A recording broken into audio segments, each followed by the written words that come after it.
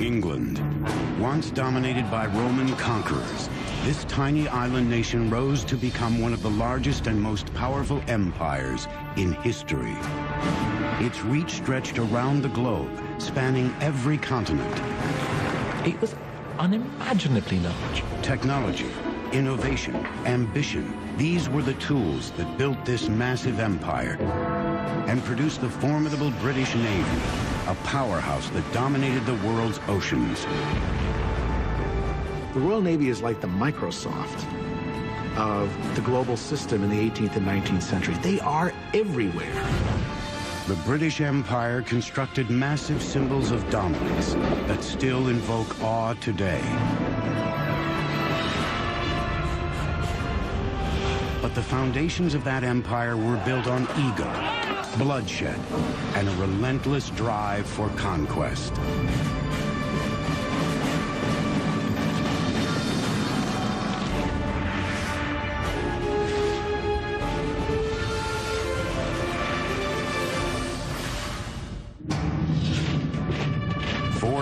AD, the most powerful empire the world had ever known is under attack. At the far edges of the British Isles, the once mighty Roman legions march toward the coast in full retreat. They leave in their wake a military and political void. For the first time in more than 400 years, the vulnerable island nation of Britain must fend for itself. It was the end of one empire and the beginning of another. The sun never sets on the British Empire. I've heard those words all my life, ever since I was a kid, even though I've never lived in England, and that empire is long gone. Hello, I'm Peter Weller.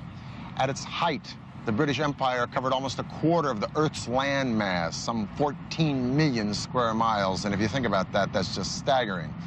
But how did an island, if you will, in the middle of the North Atlantic come to be such a behemoth empire? Well, in the early 400s AD, when those Roman citizens were fleeing in the face of an onslaught of Vikings and Jutes and Angles and Saxons, some of those marauding and plundering people decided to stay. Maybe they liked the temperate climate. And after several centuries, they'd organized and developed themselves into somewhat of an Anglo or English identity. But with the death of the last true Saxon king, Edward the Confessor, the door was open for another people to step in, the Normans, who were essentially descendants of the Vikings living in northern France. And at the Battle of Hastings in 1066, the Normans did that very thing. They took England under the leadership of a man named William, who we call today William the Conqueror. With a ravenous lust for power, William would stop at nothing to become King of England. To conquer another country like England, you couldn't really be a sort of touchy-feely kind of person. You had to be a very strong leader, and that's what he was. He was a brutal man.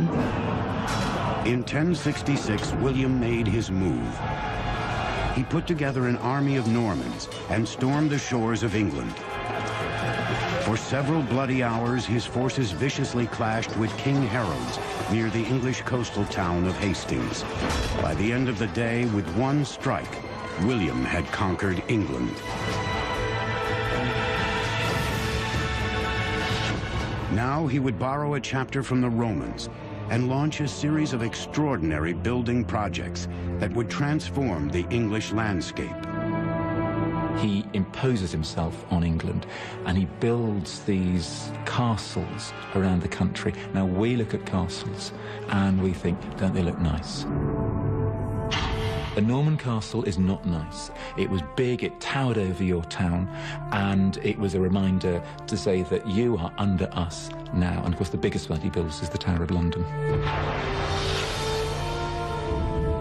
William wanted the Tower of London to be intimidating. He chose a location on the bank of the River Thames that had once been used by the Romans.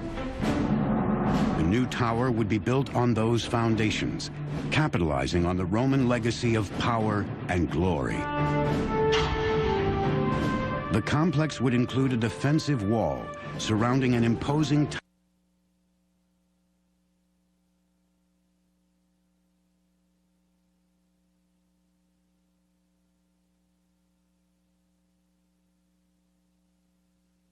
can get rid of me. Of course, the people they use to build it are the locals who have to do it, so they use them effectively as slave labor. Building onto the remains of the Roman walls, workers first constructed the barrier around the complex. On the north and west side, where there were no Roman remains, they dug ditches and erected large wooden stakes as a barricade. Then they turned to the massive tower itself. For 700 years, England had relied on simple timber construction. Now William and the Normans would bring back the grandeur of Roman engineering techniques. Like the Romans, William would build his tower with stone. He didn't trust the quality of the local material, so he imported cream-colored limestone from France. His engineers also incorporated Romanesque arches and vaults within the structure for support. Inside the tower's majestic cathedral, workers constructed a series of intersecting barrel vaults, called groin vaults.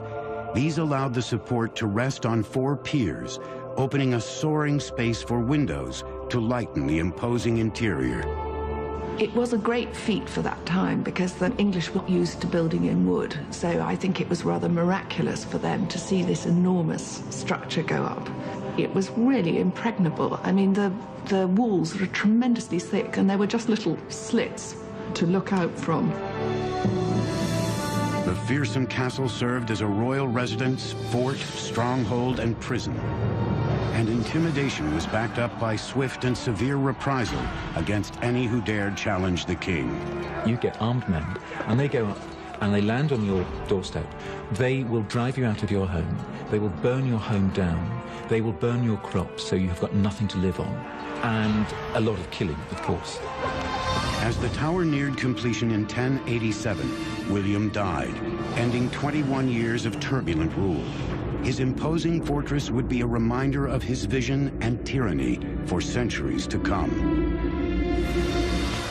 A series of Norman kings succeeded William and continued his work on the complex.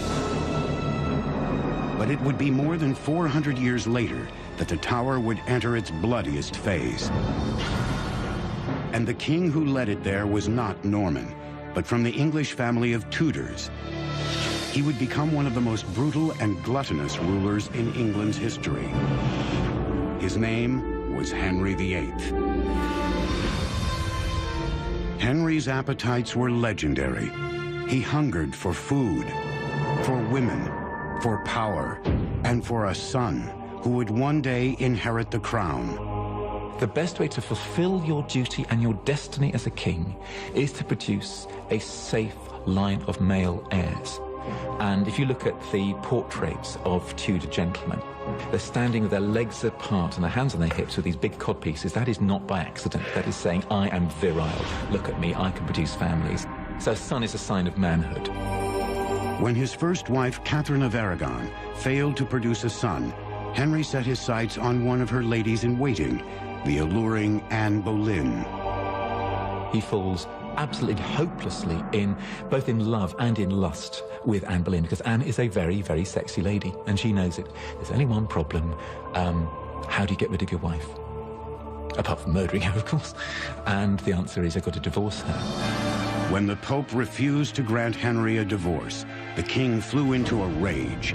If he couldn't control his country's religion, he would simply replace it. He boldly severed all ties with Rome and appointed himself head of the new Church of England. Henry now had absolute control over his country. He divorced Catherine and made Anne his queen. But when she also failed to produce a son, she suddenly found herself accused of adultery.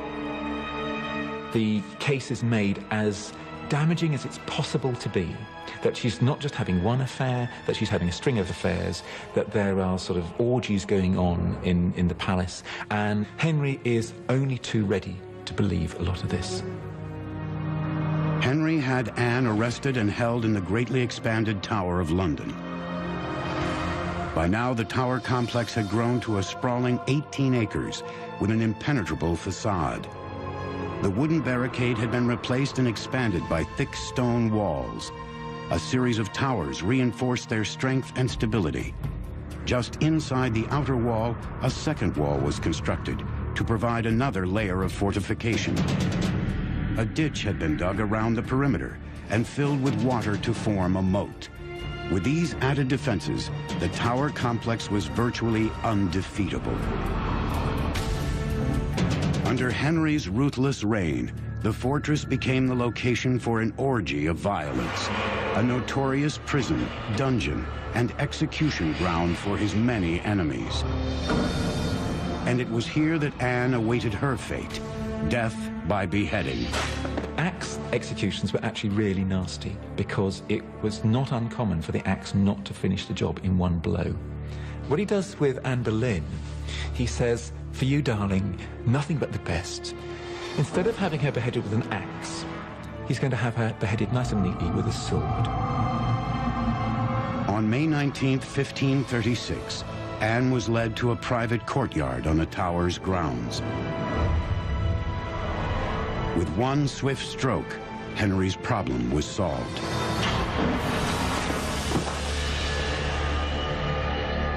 But Henry's longing for a son was only part of a more ambitious quest. Since the beginning of his reign, he had lusted after a dream of ultimate glory, to transform England into an empire. This idea of a realm that would cover every part of Europe and extend beyond was always in the back of Henry VIII's mind. His real vision and dream, his great appetite was for dominion and empire. But Henry's road to empire put him on a collision course with France and Spain, Europe's reigning superpowers. His plan of attack, to fill the high seas with floating weapons of mass destruction. 6 ravens are always kept at the Tower of London. Legend has it that if they leave, the kingdom will fall.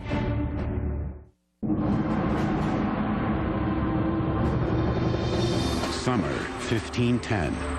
An army of laborers scour England's forests, gathering material for a colossal undertaking on England's road to empire. Before King Henry VIII could conquer the land, he needed to conquer the sea. He set out to radically transform the way battles were fought and won by turning his ships into deadly weapons.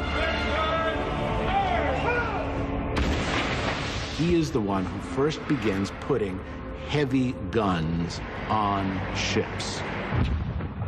To put these large siege warfare type guns, ship cracking guns, some of them weighing almost a ton, on shipboard that could be used to batter your enemy into submission. Massive guns required massive ships. Henry ordered his naval engineers to build a new and imposing fleet.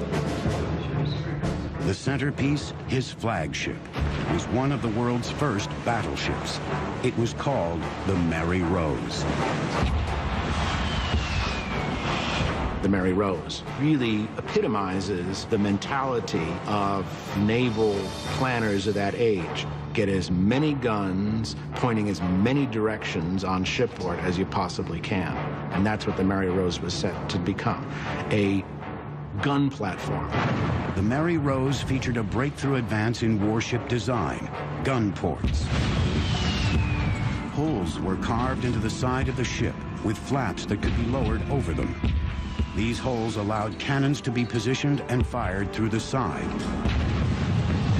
Naval designers could now engineer decks dedicated solely to firepower.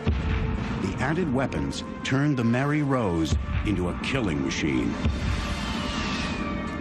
This was a major revolution, really, in ship design, of which the Mary Rose was at the sort of very beginning. By the mid-16th century, England's march toward naval dominance was in full flow. But Henry soon ran into a problem. The cost of arming his ships with expensive bronze guns was quickly draining England's treasure chest. He's got to find other ways to produce the kinds of, heavy artillery, which can help his armies and his navy fight effectively, but at a lower cost. And the cast iron gun is the perfect solution. The cast iron gun runs less than a fifth of the cost of a bronze one. A successful cast iron cannon had never been made before, but Henry knew how to make it happen. He turned to the country's famous iron-making region, the Weald, and gave his engineers a mandate. The difficulty with casting in iron a large piece like a cannon was the fact that, for a start, iron had to be melted at a much higher temperature. There was only one way to get the temperatures high enough, an engineering wonder of the time, the blast furnace.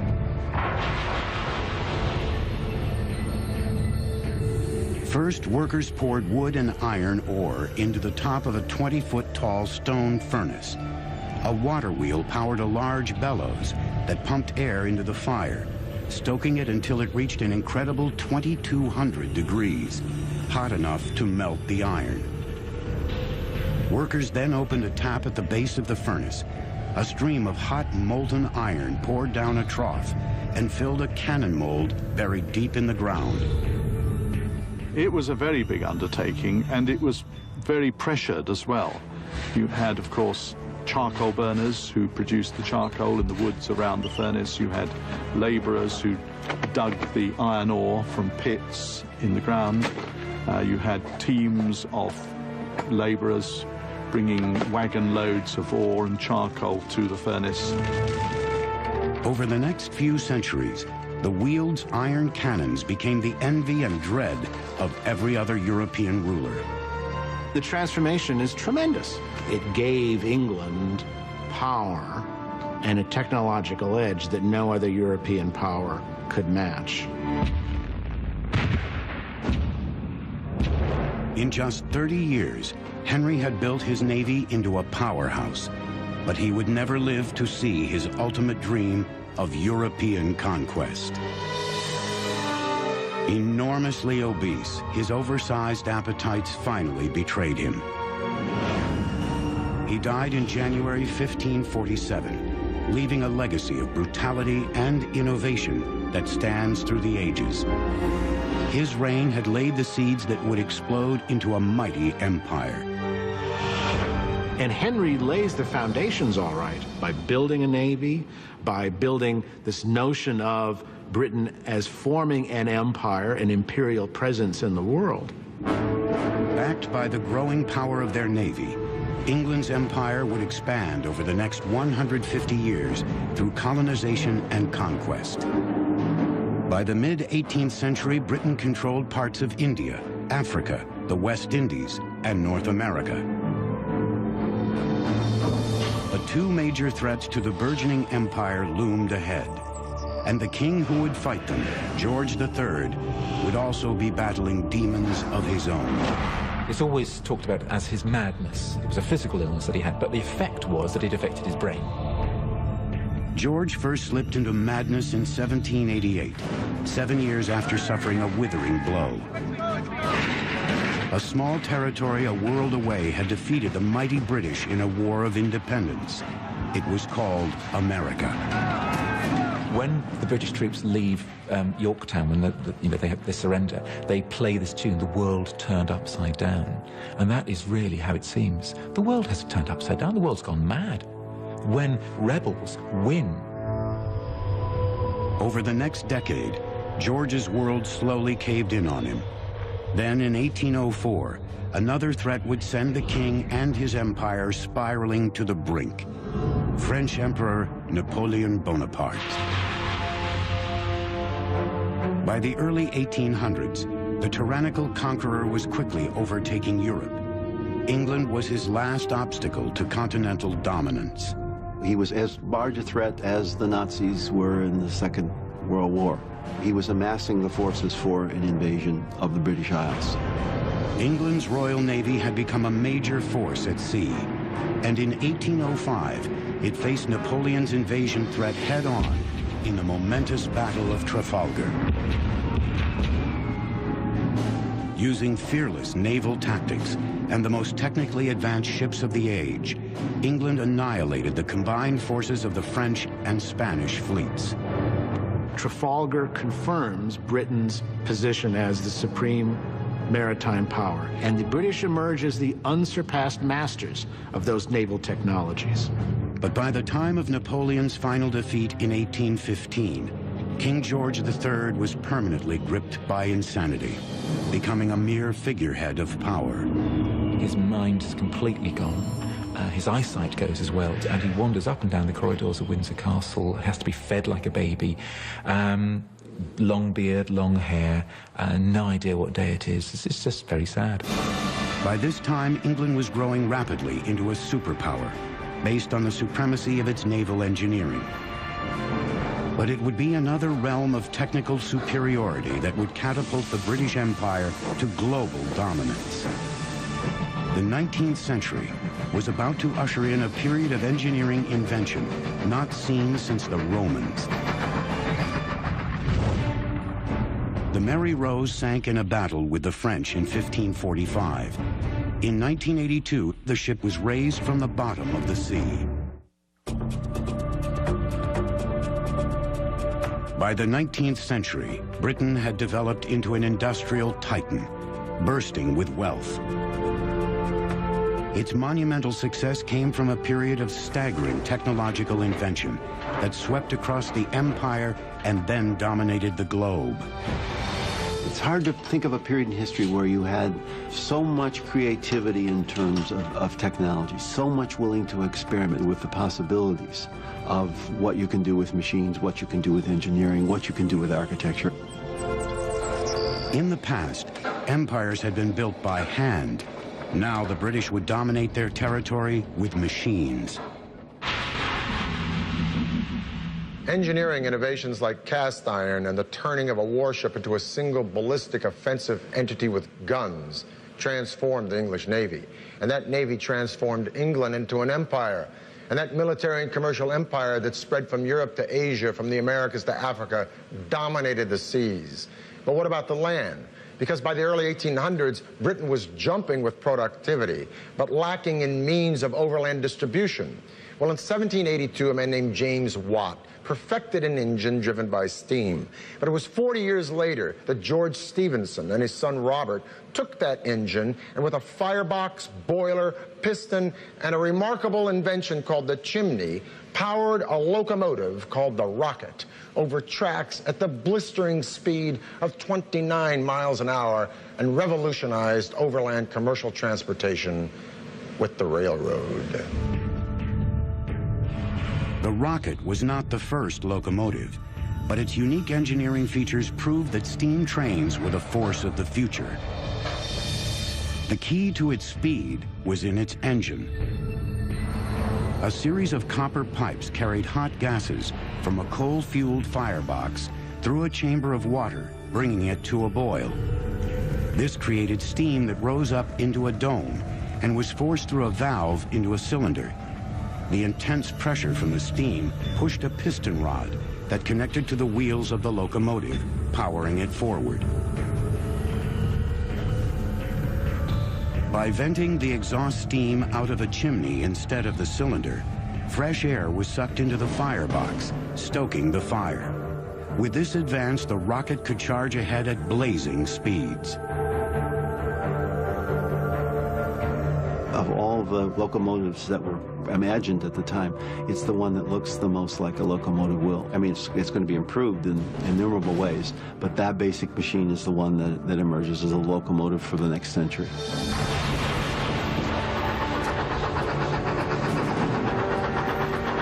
The race was on to build railroads across Britain.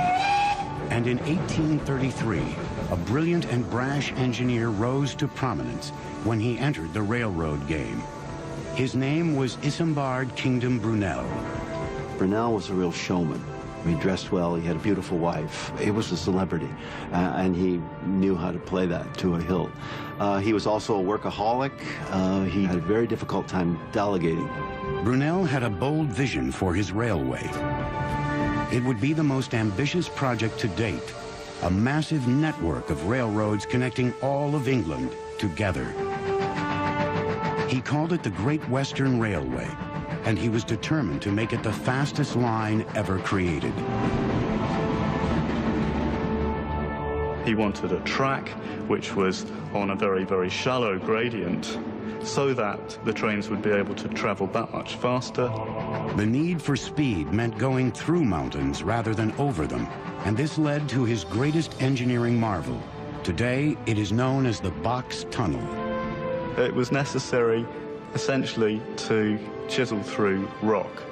And the length of the tunnel was something like 1 3/4 miles, which was really astonishing for this time. That's a really serious tunnel, even by today's standards. Brunel amassed hundreds of Irish workers called navvies to dig the tunnel. They began by sinking a series of shafts from the top of the hill. Gunpowder was used to blast through the rock. Then the navvies were lowered in baskets down the shaft, where they excavated the materials with basic hand tools. Horses turned winches that pulled the material to the top of the hill. It was a slow, painful, and sometimes quite a dangerous process, of course. And there were fatalities on the box tunnel during its construction. Lots of dust, lots of grime, and when the explosions were going off, the risk of flying rock. After 4 years of work that claimed more than 100 lives, the box tunnel was finished. The Great Western Railway finally opened in 1841. Trains still run through the box tunnel to this day. The railway mania that Brunel helped ignite eventually spread to the rest of the empire, tightening England's stranglehold on power around the world. Railways in the middle of the 19th century, first in England and then wherever they spread, they're sources of just incredible wonder. They're big, they're loud, they're dirty, and they're just power. And they represent speed, they represent the conquest of space and time. They're literally awesome machines. With the runaway success of the railway, Britain was now decades ahead of the rest of the world in modern engineering technology. Their empire was fast approaching its apex. But a staggering blow to its nerve center would rattle the empire to its very foundations.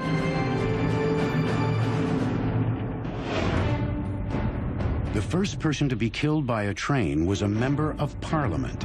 He was struck by the rocket in 1830.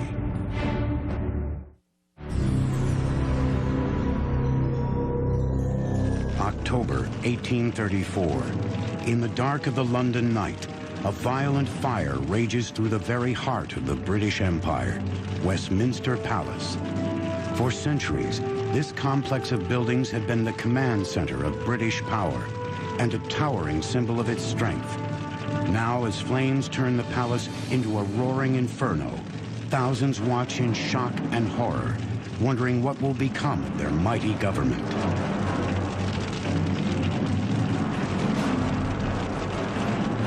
The fire of 1834 had dealt a devastating blow to the political nerve center of the British Empire. Westminster Palace had stood in some form or another since the late 11th century during the time of William the Conqueror. And now these ruins had the British people wondering, would Parliament ever meet again in this place? Would Parliament ever rise and vote again in these magnificent buildings that had given birth to the modern political process? Well, a royal commission was appointed to decide this very thing, and the royal commission decided, yes, Parliament would be reconstructed in this place. But now a more difficult question came up. What would these buildings look like? Would they be neo-Gothic, French, Italian, or English? Or would they be the perpendicular style of Elizabethan Tudor or English Renaissance? A sort of a civic war happened for 2 years until 1836. The Royal Commission, over 97 proposals, chose the plan of a man named Charles Barry, who was a fan of the Italian Renaissance, but he combined those elements with neo-Gothic, and he gave us this. The Houses of Parliament we have today, a sort of a mishmash of styles, but a stunning mishmash nonetheless.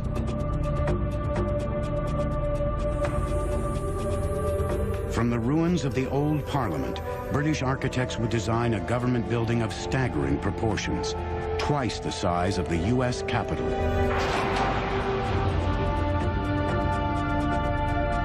Constructed of sand-colored limestone called Anston, the palace would take up 8 acres of land, with towers soaring as much as 320 feet into the sky. It was decided that one of these massive structures would be a grand clock tower. Today, we know it as Big Ben. You're able to measure time much more accurately in the 19th century, and time is important. Time comes to mean money, and there's something of a revolution in the 19th century about timekeeping. So if you're going to have this latest building, yeah, a clock tower goes on it. When the royal astronomer George Airy announced his requirements for the clock, people were stunned. It would be the largest and most ambitious timepiece the world had ever seen. Now, Airy's demands for excellence were fairly rigorous. For instance, one of his requirements was that the clock be accurate to within 1 second every 24-hour period, and furthermore, that the accuracy reports of this clock be telegraphed on down the River Thames to the Greenwich Observatory twice a day. Now, this was not the 21st century age of information. A digital clockmaker today, this would not be shooting for the moon. But a 19th century clockmaker, to make such a great clock in a huge tower with such heavy striking mechanisms, pushing such heavy hands, with such precision and such accuracy that would be exposed to the rain, wind, and elements second after second, hour after hour, week after week, year after year. This was absolutely unimaginable. It was like going to the moon. So Parliament, rightfully, asked Airy if he might come up with a plan that was a little bit more reasonable, a little less expensive. But Airy was adamant. And thus the clock today we call Big Ben, which is really the name of the bell, became the standard for timekeeping the world over. Incredibly, it was an amateur clockmaker by the name of Edmund Beckett Denison who designed the famous clock when all other experts failed to meet the challenge of pinpoint accuracy. Like all clocks of this type, Denison's would be powered by weights, gears, and a pendulum. But Big Ben's design featured a groundbreaking new device that would protect the pendulum from outside forces. 2 metal arms control a wheel with 3 spokes. With each swing of the pendulum, one of the arms opens, allowing the wheel to turn a notch. This regulates the movement of the clock. When rain or snow weighs down the clock's hands, the arms isolate the pendulum so it keeps swinging without being affected. To fine-tune the clock's accuracy, timekeepers simply reach into their own pockets. Pennies are used as part of its regulating its accuracy. By adding or taking away one of these old pennies from the pendulum, the clock can actually gain or lose 2/5 of a second in 24 hours. With this brilliant but simple method, the clock became world famous as a marvel of precision engineering.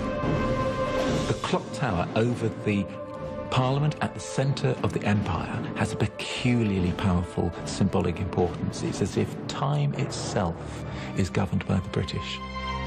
In addition to the clock, a series of bells was needed to toll the passing time, with an enormous central bell ringing on the hour. A bell founder by the name of George Mears cast the giant bell to Denison's precise specifications, and Big Ben was born, weighing a staggering 13 tons.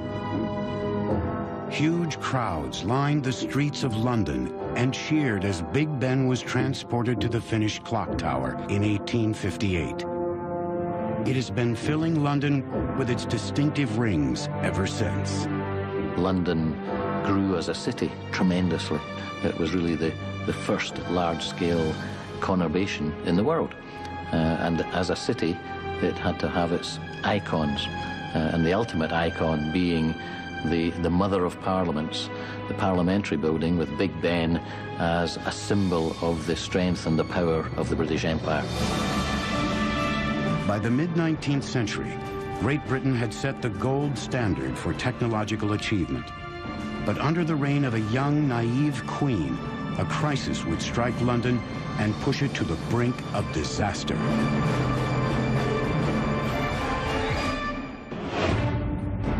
A flock of birds landed on the minute hand of Big Ben in 1949 and set the time back 5 minutes.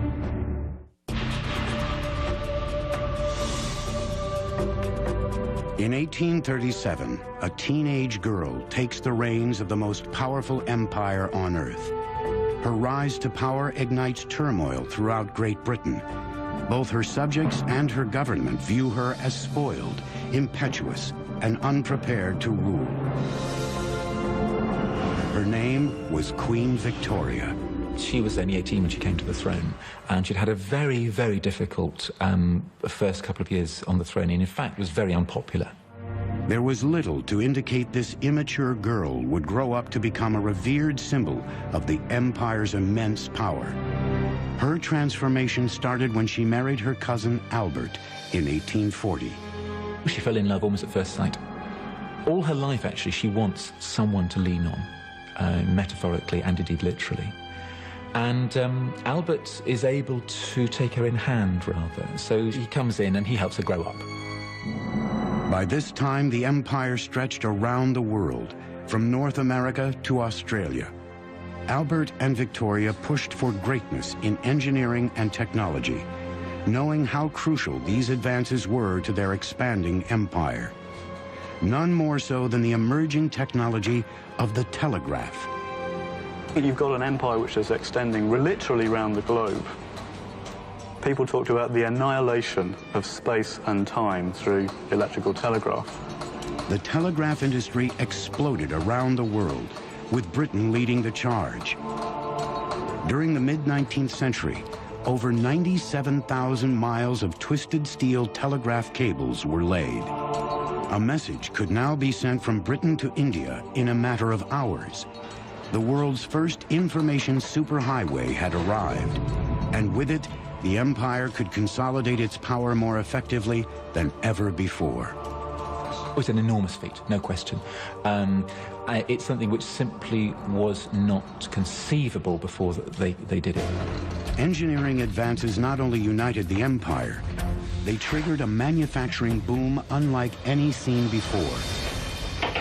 People flocked from rural areas to city centers to take advantage of job opportunities. And as productivity skyrocketed, so did the population of its nerve center, London. So whereas it had been 1 million at the beginning of the 19th century, it was then, by the 1850s, it was already 2 million. And London was not designed for this. And there was terrible overcrowding. Really, people were living as though they were in a chicken coop. London was bursting with people. Cramped and overcrowded, sanitation problems spread like wildfire. Waste flowed into sewers meant only for rainwater, filling it with raw sewage that emptied directly into the Thames River. The situation was ripe for disaster. Now, you would think the Thames, huge river, that would be a great way of disposing of London's waste. But unfortunately, it was also London's water supply. So the waste of 2 million Londoners was being shunted into the Thames, and then Londoners were actually drinking this. 1848. Catastrophe strikes London. A cholera epidemic sweeps through the congested city, killing more than 14,000. 3 years later, another outbreak occurs, claiming an additional 10,000 victims. Cemeteries fill up with bodies. The most advanced city in the world faced conditions that had not been seen since the Black Death of the Middle Ages. In the space of 30 years, over 30,000 Londoners died, and this was because of cholera, and because cholera was spreading through London's polluted water supply. It was shocking. Something needed to be done. England turned to an engineer by the name of Joseph Bazalgette. His solution would revolutionize urban planning. He and thousands of city workers would build the most advanced sewer system to date. Bazalgette's innovative plan was to install giant intercepting sewers on each side of the Thames, running parallel to the water. These main pipes would be connected to more than 1,300 miles of older city sewers, collecting the waste and diverting it away from the river. The genius of the system was that gravity was used wherever possible to actually move the sewage out of London. So the sewers actually ran at an incline. When gravity wasn't enough to carry the flow, Bazalgette built grand pumping stations.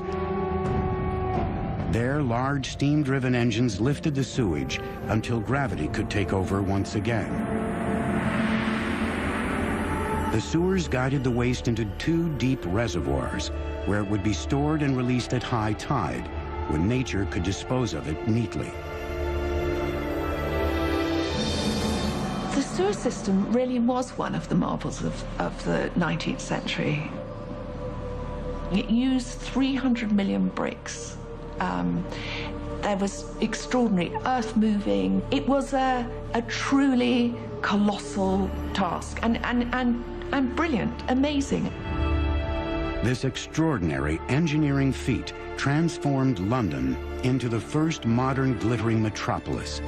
Cities throughout Europe studied its design with awe. But the disease epidemic wouldn't be the last crisis of Victoria's reign. If you read Hard Times or Oliver Twist or David Copperfield or any of the other genius works by Charles Dickens, you'll get a sense of the staggering overpopulation in London in the 19th century. And some of the fallout of this horror was the sheer volume of traffic in London, a chaos of pedestrians and horses and carriages and carts hauling everything from hay to hardware. The traffic from the south alone was bottlenecking the London Bridge such that London felt like it was choking to death on its own success. London needed another river crossing, but a traditional bridge would block the big merchant boats coming up river to the port. No, what London needed was a drawbridge, like that one. The drawbridge would be the largest and most sophisticated of its kind. It would be called the Tower Bridge. The structure is solid steel covered in stone to make it look like the nearby Tower of London.